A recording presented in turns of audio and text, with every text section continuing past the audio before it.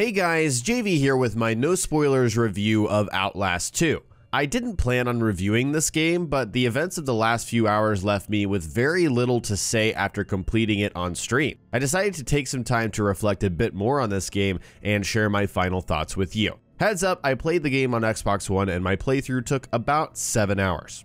I'm going to do this one a little bit differently. I'm going to start with what I do like about the game and then end with what I don't like. So starting with what I enjoyed, I found the game to be genuinely horrifying at certain points. I think the first half of the game was a little tame. It was a little bit of a more slow creep and things were creepier rather than jump scare horrifying, and things really picked up in the latter half of the game. So I found it to be just disgusting at certain points, generally unsettling.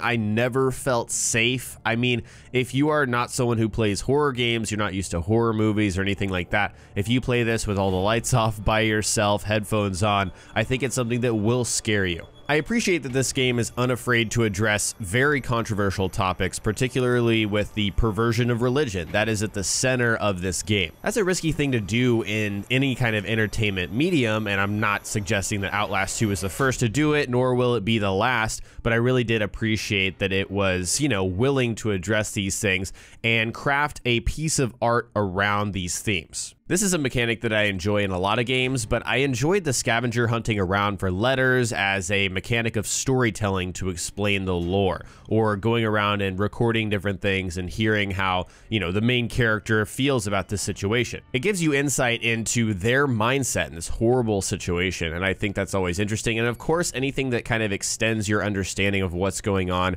is a good thing. I enjoy the mechanic. I'm not sure if they pulled it off the best way that they could, and that's something I'll talk about a little bit later. In this game, you switch between different settings and realities that give you more insight into the underlying story, and there's a lot of symbolism in certain sequences that I really enjoyed. A lot of blood, a lot of very, very unsettling things to look at. While I'm not sure they enhanced my understanding of the story by any stretch, I think they were really interesting set pieces and played to the horror aspect of the game very, very well. I really enjoy the super minimalist approach to UI and controlling your character. I mean, the only UI in the game outside of the pause menu is in your camera. If you want to see how many batteries you have to look down at your pouch and how many bandages you have. I thought that was really immersive and kept me in the experience. So I thought that was really cool. Now let's talk about what I didn't like about Outlast 2, and the number one thing that brings this down for me is the inability to fight. And before I start on this, I totally understand that Outlast falls into a horror category where you're not supposed to fight back. It's like Amnesia: The Dark Descent. You're supposed to feel hopeless, you cannot fight back. But the inability to fight makes the main character feel incompetent. So many moments where the game puts you in a situation and gives you a tool where you could fight back, but comes back and says, no, you can't fight. I think it would be different if we played as anything but a grown-ass man, but Blake is so incompetent in so many different situations that it just becomes frustrating. There's also a very irritating sprinting mechanic that I found myself being frustrated by, especially towards the end of the game when things are very, very fast and there was a lot of running involved. There's a sprint mechanic, a stamina mechanic. If you ran for too long, your character would slow down because he ran out of breath. I understand it's a realism thing, but that wasn't in the first game. There was no stamina mechanic, and so you could run nonstop in that game. So if a lot of the game mechanic involved in actually playing the game is running away from stuff, and they intentionally prevent you from doing that, and you can't fight back, it just feels like too much. Now I'm going to walk this back again. Taking away control and not allowing you the full range of whatever you could possibly do is a common thing in horror games. Most recently, Resident Evil 7. You walk very slowly in that game. You are very, very slow. The aiming is a little janky. It's all on purpose. In Outlast 2, I feel like it's a combination of both. Feeling incompetent because you can't fight and running out of breath because you're running. Both of those together just are really frustrating for me sometimes, and that's what I was feeling throughout the game. I've already mentioned this briefly a few times, but there are some pacing issues with the game purely from a game mechanic standpoint. The only things that you do in this game, like I've mentioned, are run, hide, record, and pick up letters and read them. That's literally all you can do in this game. There's some things where you can pick up an object and put it somewhere else. It's like a little puzzle. That's it. I pretty much outlined all of the game mechanics of the game.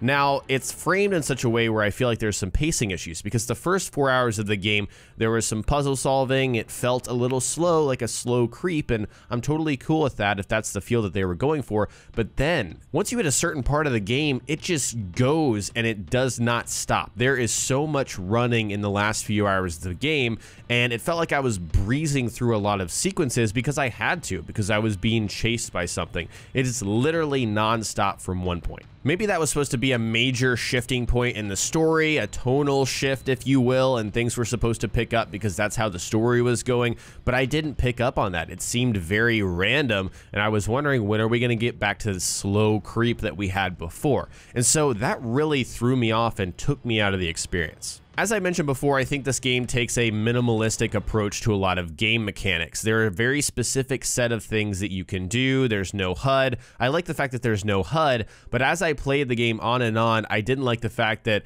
there's very little you can actually do in the game. It is very much experience the story, go down this path, and survive. And this is something that some games can pull off. I think Outlast 2 misses the mark a little bit because it becomes another point of frustration. These actions are really repetitive after a few hours, and I think they take away from the general exploration of the game. Like I said, I enjoy the scavenger hunt aspect of a lot of games, but for Outlast 2, since there's not much else you're doing, it became just that and only that. It became a hunt for the next path or the next thing to touch, and it just got old. When you think about other games that use recordings or letters to explain some backstory, like BioShock or Dishonored, those are some fantastic games that do that exactly. A lot of games do this. There's so much more else going on with those games. With Outlast 2, it feels like the main part of the game is this scavenger hunt. It is not this side piece where you can learn more about the game. No, it's a main integral part of the game. And that kind of funnels us into the intentional obfuscation of the story. And that's what I would describe it as. I know this is a point where a lot of people will disagree with me, because some people do like an intentionally vague story, open up to interpretation, and so on and so forth. But with this game, it feels like you have to touch every single letter and read absolutely everything to get a general understanding of what's going on. There are story reasons for why things are the way that they are, but it didn't feel like that was communicated to me within the game. And I've even heard from people that have gotten every single letter and every single recording that things are still not clear. And after completing the game, I have read an entire explanation. I still don't feel satisfied with what I played through in the game. Now, sometimes, as I've mentioned before, I do appreciate a game that is a little bit vague and open to interpretation. A big example of this is BioShock Infinite, a game that is a bit confusing when you play through it, that has events that are a little open to interpretation, and there's other things in the game itself where you can go and listen to audio recordings to explain things more to you, maybe something that takes additional time to process and understand. I think that works in certain situations, but it just didn't with Outlast 2, at least from my experience. Now, I know some of you out there are going to say, I got all the symbolism, read all the letters, got all the recordings, and fully understood it. It requires a mind of greater intellect to understand, and I'm sure some people got it. That's okay. But generally speaking, and I've seen this with other reviews, people are like, what the hell happened and why does it matter? My own reaction at the end of the game was, is that it? Was that the ending? Is there anything else? And that was it. And so it left me unsatisfied, and even after reading an explanation, I was still unsatisfied. Overall, I did enjoy certain parts of the game, but I was frustrated more by it than anything, and I think that kind of overtook my perspective on Outlast 2. And a part of it, I think, for me, is the inability to buy into a game where I am just running and hiding, and I cannot fight back.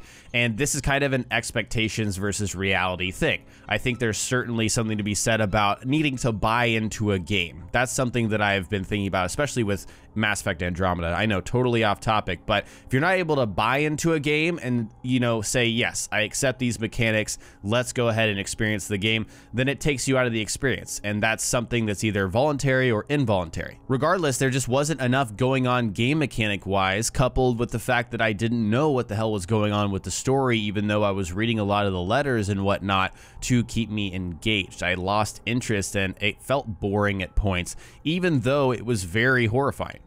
Those were my thoughts on Outlast 2, and of course I'd love to hear what you all thought about the game, whether you watched me stream it from start to finish or you played it yourself. Please share your thoughts in the comment section below. I'd love to see what you all thought about the game. Thanks so much for watching, hope you enjoyed the video, and I will talk to you next time.